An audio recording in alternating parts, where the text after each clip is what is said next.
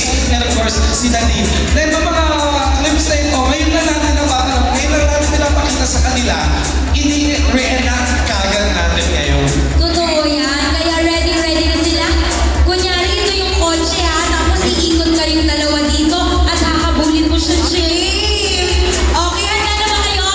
Guys, ready? Ready na sila, Daddy J. Kaya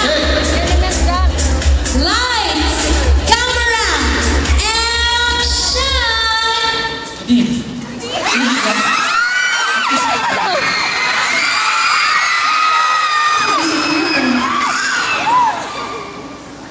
Gusto na.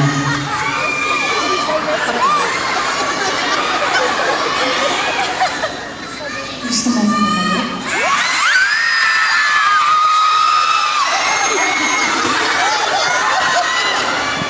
Gusto mo bumalik? Sabihin mo, kailangan. Sabihin mo,